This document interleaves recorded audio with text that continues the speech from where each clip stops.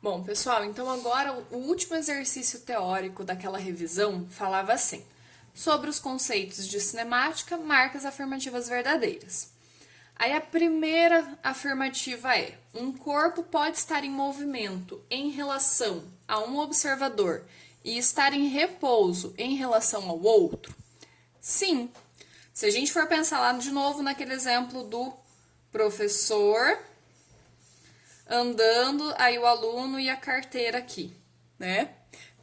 Quando a gente tem esse tipo de caso, o que acontece? Em relação ao professor, o aluno está em movimento. Porque, o professor vai estar andando, vai estar se aproximando. Então, o aluno, em relação ao professor, está em movimento. Existe uma aproximação entre eles. Mas o aluno, em relação à carteira, está em repouso, né? Porque não existe nem aproximação e nem afastamento entre os dois. Beleza? Então, um objeto ele pode estar em repouso em relação a um observador e em movimento em relação ao outro. Beleza, pessoal? Então, essa tá certinho. A segunda afirmativa. A trajetória de um corpo é o caminho desenvolvido por ele? Sim, até aí tá correto. E não depende do referencial adotado? Errado, né? A gente sabe que a trajetória depende do referencial. Aí a próxima. Um corpo está em movimento em relação a um referencial quando a posição desse corpo não varia com o tempo? Ou seja, o movimento ele vai acontecer quando a posição não muda em relação ao objeto ou quando ela muda com o tempo? É quando ela muda, né? Porque se a posição não muda em relação ao tempo, é repouso.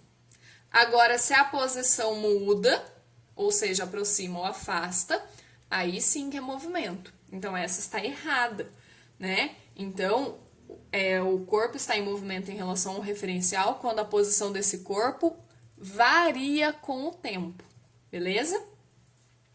Aí a próxima. Dependendo da situação, um trem com 200 metros de comprimento pode ser considerado um ponto material? Pode.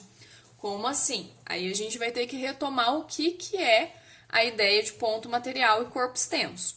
Lembra que ponto material, ele vai ser a situação que o tamanho dele é parecido, é desprezível em relação ao resto. Então, ponto material, eu teria que ter o trem de 200 metros em uma estrada, né, em um trilho de, sei lá, 1000 quilômetros, certo?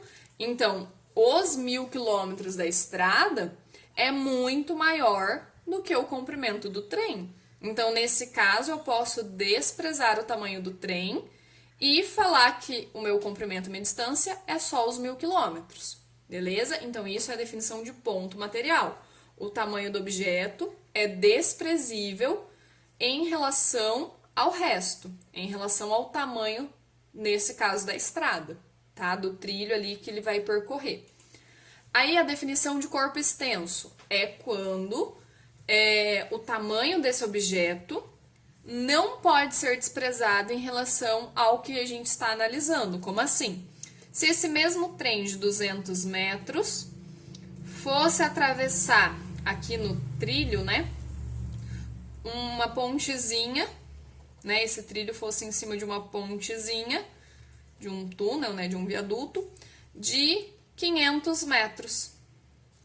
Em relação ao tamanho do trem, esses 500 metros é muito parecido, não é? É mais ou menos a mesma coisa ali. Então, em relação a essa ponte, eu não iria poder desprezar o tamanho de 200 metros do trem, que é diferente da situação aqui de pegar uma estrada de 1000 quilômetros. Então, para essa situação, o trem é um ponto material, porque o tamanho dele pode ser desprezível em relação ao resto. E na mesma situação com um trem de 200 metros, só que percorrendo agora um trecho de 500 metros, o tamanho dos dois é muito parecido. Então, ele vai ser considerado um corpo extenso, porque o tamanho dele não vai poder ser desprezível, beleza? Então, dependendo da situação, um trem de 200 metros de comprimento pode ser considerado um ponto material? Pode. Então, essa está certa. Aí, a próxima afirmativa. Um elefante nunca pode ser considerado um ponto material? Errado. Qualquer objeto pode ser considerado um ponto material ou um corpo extenso, porque não vai depender do objeto. Vai depender de em relação ao que nós estamos comparando esse objeto, tá? Então, da mesma maneira que um trem pode ser em uma situação ponto material e em outra corpo extenso, o elefante também, beleza? Então, essa tá errado, tá? E a última, uma formiga pode, em qualquer circunstância, ser considerado um ponto material? Essa tá errada, porque, de novo, não depende de qual é o objeto, depende de qual é aquilo que a gente vai usar para comparar com o objeto. Então tá, formiga é pequenininha. Imaginem que isso aqui é a formiga, tá, pessoal? Formiga. Ainda bem que ficou pequeno, que é para vocês não sofrerem com um desenho, né? Formiga é pequenininho. Mas em relação a uma pulga, as duas vão ter um tamanho parecido, não é? Então, em relação à pulga, eu não posso considerar a minha formiga um ponto material. Ela vai estar em relação à pulga como sendo um corpo extenso, porque o tamanho delas é parecido. Então, de novo, não depende do tamanho do corpo. Depende de com quem nós estamos comparando. Se é uma estrada de 1000 quilômetros, se é uma ponte de 500 metros ou uma pulga, beleza? Então, essa tá errada. Uma formiga pode, em qualquer circunstância, ser considerada um ponto material? Não. Nós acabamos de mostrar uma condição em que ela vai ser considerada um corpo extenso, quando o tamanho dela for parecido com o do outro objeto, beleza? Bom, pessoal, então esses foram os exercícios teóricos. Agora eu vou gravar os exercícios de conta, tá bom?